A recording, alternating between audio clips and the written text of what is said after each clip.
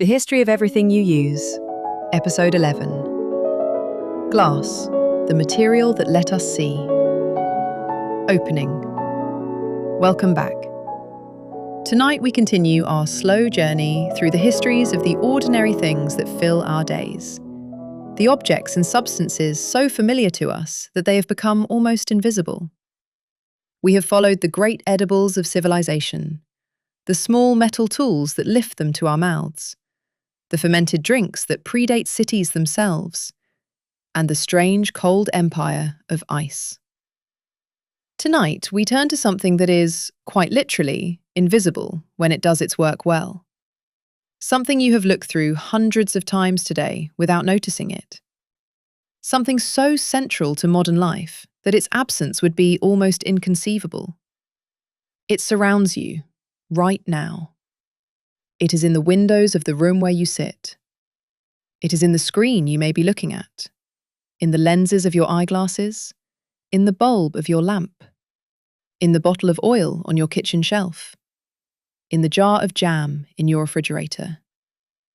It is under the microscope, at the eye of the telescope, in the beaker on every chemistry bench in the world. It is the material that lets light pass through walls, that lets us bottle liquids without losing what is inside, that lets us look up at galaxies and down at bacteria. And yet, for most of human history, it did not exist at all. Or it existed only as an accidental, cloudy curiosity produced by chance in a hot fire. Tonight, we are going to talk about glass.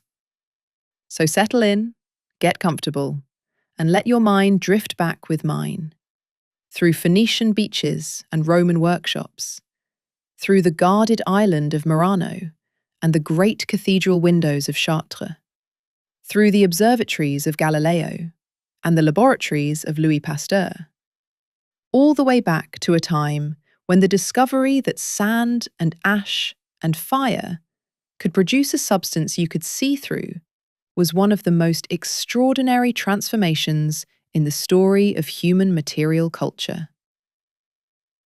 Part 1. An accident of fire.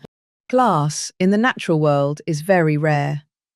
It is what happens when certain minerals, most commonly silica, which is what ordinary sand mostly is, are heated to extremely high temperatures and then cooled rapidly, so quickly that the atoms have no time to arrange themselves into an orderly crystal structure.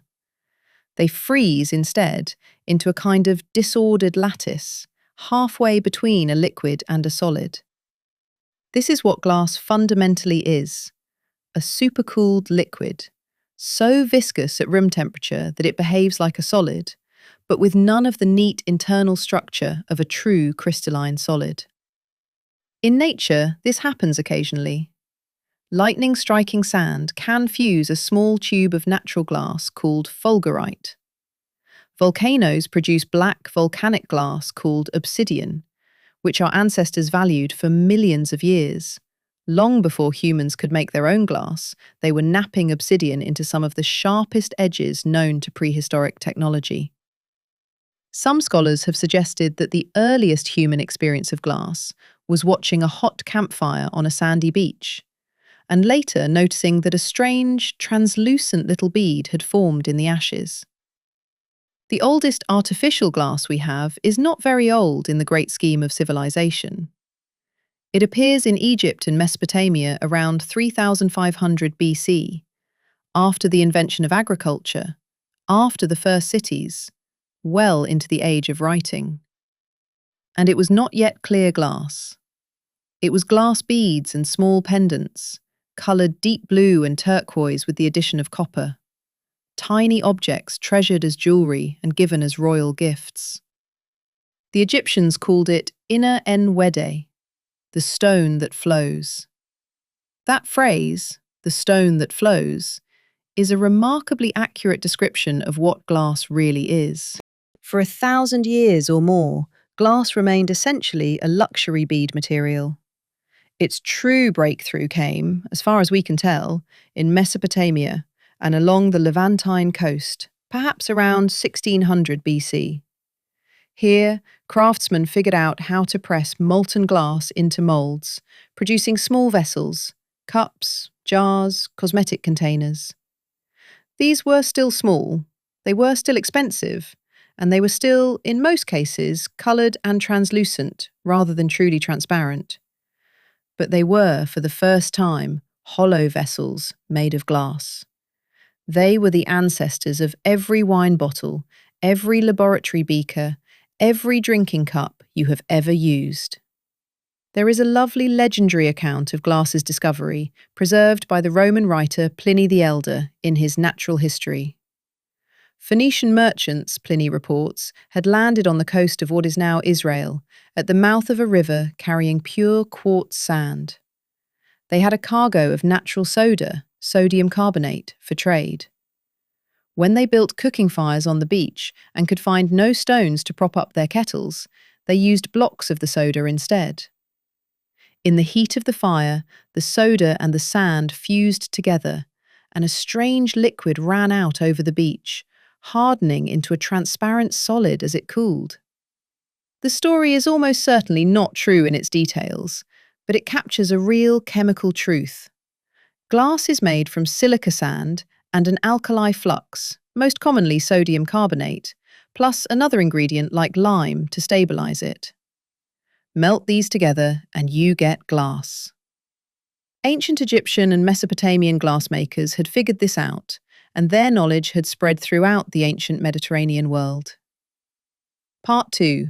The Roman Revolution. The great transformation of glass, from precious luxury to something ordinary people could actually own, happened during the Roman Empire, and it happened because of one specific technological breakthrough: glass blowing. Around the middle of the 1st century BC, somewhere in the Syrian region of the empire, an anonymous craftsman had an extraordinary idea. If molten glass was gathered on the end of a hollow iron tube and the craftsman blew into the tube, a bubble of glass would form. That bubble could be shaped, stretched, cut, and finished into a vessel in minutes, rather than the hours it took to press glass into a mold. It required less material to produce the same object. It could produce shapes that molding could not achieve. And it could be done rapidly, by workshops of trained craftsmen in large numbers. Glassblowing was one of the great accelerating technologies of the Roman world. Within a century of its invention, glass had gone from rare luxury to ordinary product. Roman households across the empire, from Britain to North Africa to the Middle East, had glass bottles, cups, and dishes as standard tableware. Wine was stored and served in glass. Perfumes and oils were shipped in glass. Windows in the wealthiest Roman houses had panes of thick, still slightly greenish but reasonably transparent glass. The city of Pompeii, frozen by the eruption of Vesuvius in 79 AD, has left us archaeological evidence of glass on every level of society: in kitchens, in shops, in bathhouses, in the tomb. The Roman glass industry set standards that would not be matched for centuries after the empire's fall. Roman craftsmen worked out how to produce clear, near-colourless glass by using specific sand sources and by adding manganese to counteract the greenish tint given by iron impurities. They developed elaborate decorative techniques: cameo glass, mosaic glass, gold leaf glass. Some of their finest surviving pieces, the Portland vase in the British Museum, the Lycurgus cup with its extraordinary colour-changing properties, remain wonders of glassmaking that modern craftsmen struggle to reproduce. And Roman glass was cheap enough to break. This is a critical point.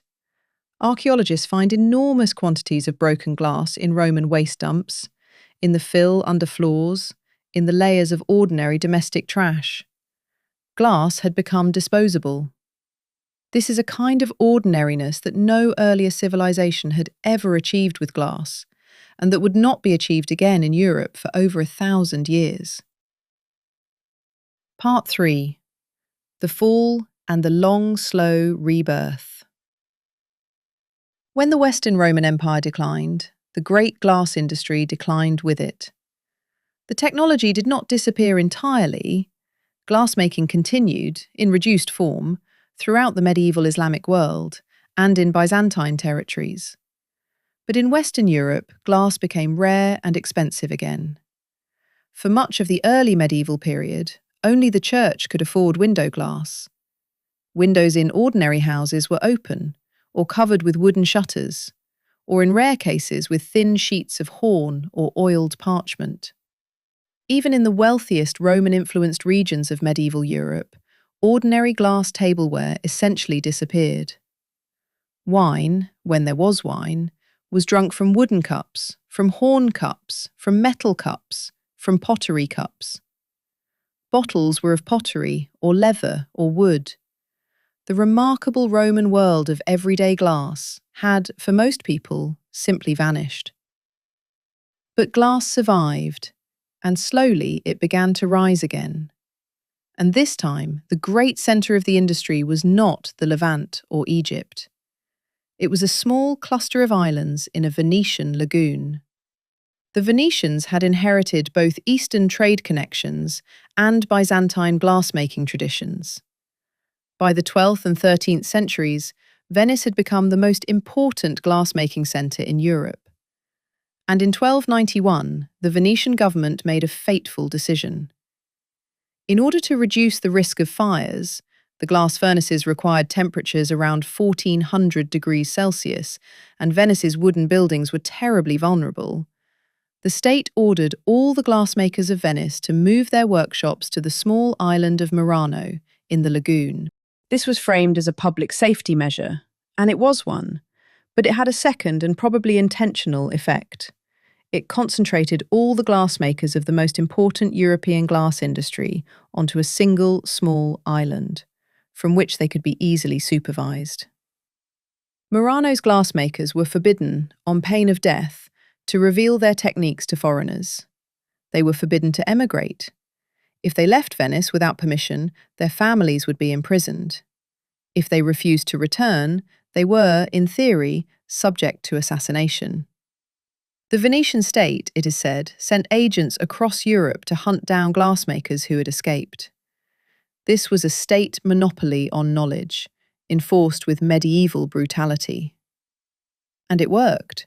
For centuries, Murano glass dominated Europe. The Muranese perfected a nearly colourless glass they called cristallo, so clear it resembled rock crystal, through refined batch chemistry and long, patient techniques. They developed enamelled glass, filigree glass, aventurine glass full of tiny golden sparkles. Every wealthy European court wanted Murano glass, and for hundreds of years, Venice supplied it and grew rich. The monopoly could not, of course, hold forever. Muranese glassmakers did escape despite the threats. Some ended up in Bohemia, where a distinct Bohemian glass tradition arose. Others went to France, where they helped establish the great French glass industry. Others reached England, where a coal-fueled glass industry began to develop in the 17th century. By 1700, Murano's monopoly was broken, and the great story of European glass had begun to fragment into a dozen national traditions, each with its own signature style, its own technical innovations, its own commercial market. But Venetian glass had shaped them all. Part 4. The Windows of God. While Murano was making cristallo cups for princes, another kind of glass was being made across northern Europe, and it was changing what churches looked like.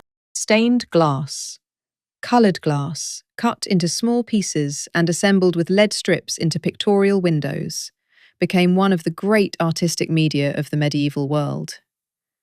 The great French cathedrals of the 12th and 13th centuries, Chartres, Notre Dame, Saint-Chapelle, Reims, were built partly as monumental frames for stained glass windows on a scale unprecedented in human history. The interior of a Gothic cathedral, on a bright day, is a space filled with saturated coloured light, a visual experience that, in the medieval Christian imagination, was a foretaste of heaven itself. The abbot Suger, who rebuilt the church of Saint-Denis near Paris in the 12th century, and is often credited with launching the Gothic architectural style, wrote about the spiritual significance of stained glass with extraordinary intensity. In his account, the coloured light streaming into the church was, in a very literal sense, the divine light entering the world.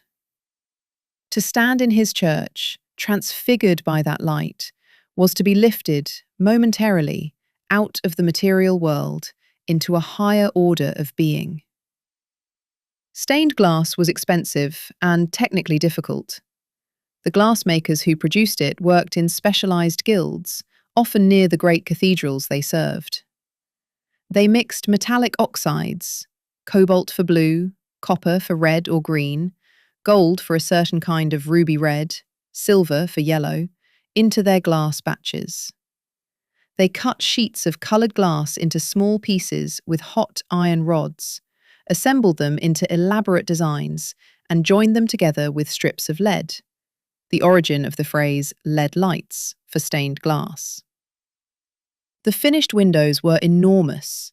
Some of the great Chartres windows are over 12 metres tall, and they turned the interior of a stone church into a place of light and colour that no earlier religious building had ever achieved. Some of the finest medieval stained glass has survived nearly intact for 800 years. The famous blue of Chartres, produced by a specific combination of pigments in a specific medieval workshop, remains one of the great glories of European art.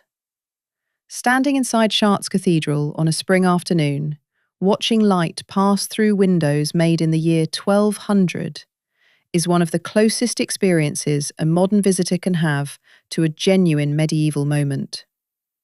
Very few art forms have survived so continuously in their original setting, doing exactly the work they were made to do.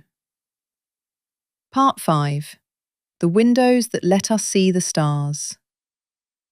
But glass would, in time, do something even more astonishing than filter the light of heaven into cathedrals. It would let us look, for the first time, at the actual heavens themselves. The first eyeglasses appeared in Italy, most likely in Pisa or Venice, around 1280 or 1290. These were reading glasses, convex lenses that helped older people whose ability to focus on near objects had faded with age. Nobody knows for certain who first ground and mounted them, but their impact was profound. Scholars, monks, and craftsmen, who had previously been forced to give up reading and detailed work in middle age, could now continue their labours into old age. It has been argued, quite seriously, that eyeglasses accelerated European intellectual life by allowing scholars to remain productive for decades longer than had ever been possible before. In the guild records of Venice and Florence from 1300 onward, we see references to occhiali da leggere, reading eyes, being manufactured and sold across the region. 2 centuries later, the same craft of glass grinding would produce something far more consequential. In the late 1500s, Dutch spectacle makers began experimenting with combinations of lenses. Around 1608, in the Netherlands, at least 3 separate individuals, Hans Lippershey, Zacharias Janssen, and Jacob Metius, filed claims for what would come to be called the telescope. A tube containing 2 lenses, one convex and one concave, that made distant objects appear closer. Within a year, news of this device had spread across Europe, and when it reached an Italian professor named Galileo Galilei in Padua, everything was about to change. Galileo built his own improved telescope, pointed it at the night sky, and saw things no human had ever seen. He saw the mountains and craters of the moon, which meant the moon was not a perfect crystalline sphere, as ancient philosophy taught, but a rocky world. He saw 4 moons orbiting Jupiter, which meant not everything in the heavens revolved around the Earth. He saw the phases of Venus, which meant Venus orbited the Sun. He saw the Milky Way was composed of countless stars, too dim to be seen individually with the naked eye. In a matter of months, the telescope demolished the medieval view of the universe and inaugurated the modern one. And it did so through a small tube containing two curved pieces of glass. At almost the same time, the microscope was invented, most likely by Zacharias Janssen or his father. It reversed the operation of the telescope. Instead of making the distant appear close, it made the tiny appear large. And through the microscope, over the 17th century, a whole new world was revealed. The Dutch draper Antony van Leeuwenhoek, working with single-lens microscopes he ground himself, discovered bacteria, sperm cells, and protozoa. Robert Hooke drew the first images of cells in his Micrographia of 1665. Suddenly, human beings could see what had always been beneath their notice: the invisible smallness of biological life. Neither the astronomy of Galileo nor the microbiology of Leeuwenhoek would have been possible without glass. The scientific revolution of the 17th century, in a very real sense, was made of glass. Almost every fundamental instrument of early modern science — telescope, microscope, thermometer, barometer, laboratory flask, distillation apparatus — depended on the ability to shape, blow, and grind glass into precise forms. Without glass, no revolution. Part 6. The windows of the modern home. While glass was transforming science, it was also, slowly, transforming ordinary domestic life. Window glass, which had been a luxury of churches and palaces for centuries, began to descend the social ladder. In the 16th and 17th centuries, window glass became affordable for prosperous merchants and gentry. In the 18th century, it reached ordinary middle-class homes. By the 19th century, it was, in the wealthiest European cities, standard even for working-class dwellings. But this progress was not smooth. In Britain, the introduction of a window tax in 1696, assessed by counting the windows in a building, had the perverse effect of causing homeowners to brick up their windows, creating dark, ill-ventilated interiors that persisted for over a century until the tax was finally repealed in 1851. English idioms remember it. Daylight robbery is thought to derive from this tax, and blocked-up window openings are still visible on old British buildings if you know where to look. The great transformation of window glass came in the 20th century with the invention of the float glass process. Before the float process, plate glass, the kind of large, flat, distortion-free glass used for shop windows, was produced by pouring molten glass onto iron tables, then grinding and polishing both sides, an enormously expensive and slow operation. In 1959, in the English town of St Helens, an engineer named Alastair Pilkington announced a process he had been developing in secret. He poured molten glass onto a bath of molten tin, on which the glass floated because it was less dense. The tin bath was flat and smooth. Gravity and surface tension pulled the glass into perfectly flat, uniformly thick sheets, with no need for grinding or polishing. The float process could produce huge quantities of plate glass at a fraction of the previous cost. The float process is now the standard method for making virtually all architectural and automotive glass in the world. Look at almost any window in any modern building, and you are looking at glass that was, at some point in its manufacture, floating on liquid tin. The floor-to-ceiling glass towers of modern cities, the sheer transparent walls of skyscrapers, the glass box of a modern office building, became affordable and therefore possible because of a discovery in a Lancashire glassworks less than 70 years ago. Part 7. The glass of modern life. The story of glass is not over. In the 20th and 21st centuries, glass has entered new and stranger roles. The optical fibre, a thin thread of extraordinarily pure glass, carries almost all of the internet, all of the international telephone traffic, all of the streaming video of the modern world. A single fibre optic cable, thinner than a human hair, can transmit terabits of information per second by pulses of light traveling through glass. When you send a message across an ocean, the message travels most likely along the sea floor, through glass. In some sense, the internet is made of glass. Glass has become essential to solar energy, to modern medicine, to the semiconductor industry that produces the chips in every phone and computer. Corning's Gorilla Glass, a super strong, toughened glass, coats the screens of billions of smartphones, allowing us to touch our devices with confident fingers, again and again, without the screen cracking. The very device you might be listening to this recording on almost certainly contains multiple different specialty glasses, each designed for a specific role. And the ordinary uses persist. You almost certainly drank from a glass of water today. You looked through window glass. You perhaps wore eyeglasses or contact lenses, or glanced at a wristwatch under a crystal. The material that was once precious enough to be traded like jewelry, and later required guarded island monopolies to protect its secrets, is now so ubiquitous that we hardly count how many times we depend on it in a single day. And so we return, one more time, to the ordinary, to the piece of glass that, right now, is nearest to you. It looks so simple. Perhaps it is a window, letting light into your room. Perhaps it is a bottle on a shelf. Perhaps it is the screen of the device on which you are listening. But you know its secret now. You know that it began as an accidental discovery, perhaps on a Venetian beach, when soda ash and sand fused in a hot fire.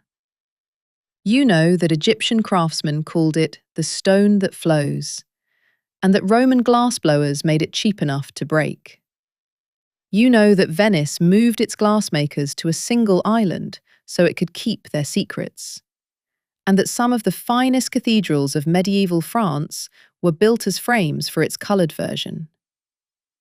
You know that eyeglasses extended the working lives of scholars, and that telescopes and microscopes, made of ground glass, gave human beings access to the moons of Jupiter and to the smallness of bacteria. You know that a British engineer floating glass on molten tin made the transparent city possible, and that a thin thread of pure glass, thinner than a human hair, now carries the world's messages. Glass teaches us the strangest lesson of this series, that transparency itself, the very ability to see through walls, to preserve without hiding, to enclose without concealing, is a technology. It is not a given. Our ancestors, for most of our history, lived in a world where you either saw a thing directly or you did not see it at all. There was no material for looking through. The invention of glass gave us access to a whole new relationship with the world, a relationship in which barriers can be seen past, distances can be closed, and the invisible can be revealed. The next time you look through a window, remember, for just a moment, that you are performing an act our ancestors could not have imagined. That the light coming to you passes through a thin sheet of what is, in effect, a very slow liquid. That 2,000 years of craft and science stand behind the ordinary transparency of your room. That the small piece of glass in your pocket, in your eyeglasses, or under your fingertip, is one of the most remarkable material inventions in the history of our species. Sleep well, and when we meet again, we will follow the story of glass's closest relative, the reflective object that has shown us to ourselves for more than 5,000 years, and that has been, at different times, a magical tool, a religious object, an instrument of vanity, and a piece of everyday furniture, the mirror. Until then, good night.